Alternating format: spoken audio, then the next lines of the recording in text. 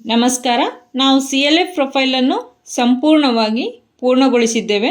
ಈಗ ನಾವು CLF ಅನ್ನು ಅಪ್ಲೋಡ್ ಮಾಡಬೇಕು. ಅಪ್ಲೋಡ್ ಮಾಡಲು 3 ಚುಕ್ಕೆಯ ಮೇಲೆ ಕ್ಲಿಕ್ ಮಾಡಿ ರಿವ್ಯೂ ಆ್ಯಂಡ್ ಅಪ್ಲೋಡ್ ಡಾಟಾ ಮೇಲೆ ಕ್ಲಿಕ್ ಮಾಡಬೇಕು.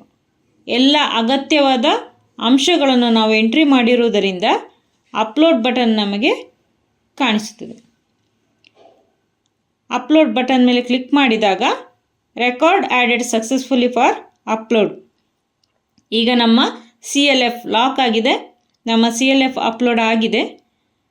CLF ಯಶಸ್ವಿಯಾಗಿ ಅಪ್ಲೋಡ್ ಆಗಿರುವುದನ್ನು ತಿಳಿದುಕೊಳ್ಳಲು ಅಪ್ಲೋಡ್ ಮಾಡಿದ ನಂತರ ನಾವು ವ್ಯೂ ಅಪ್ಲೋಡ್ ಸ್ಟೇಟಸ್ ಮೇಲೆ ಕ್ಲಿಕ್ ಮಾಡಬೇಕು. ಇಲ್ಲಿ ಕೇವಲ CLFನ ಹೆಸರು ಮಾತ್ರ ಕಾಣಿಸುತ್ತಿದೆ. ಅದಕ್ಕಾಗಿ CLF ಪ್ರೊಫೈಲ್ ಸಿಂಕ್ರನೈಸೇಷನ್ಗೆ ಹೋಗಿ ಅಪ್ಲೋಡ್ ಸ್ಟೇಟಸ್ ಮೇಲೆ ಕ್ಲಿಕ್ ಮಾಡಿದಾಗ ಡಾಟಾ ಡೌನ್ಲೋಡೆಡ್ ಸಕ್ಸಸ್ಫುಲಿ.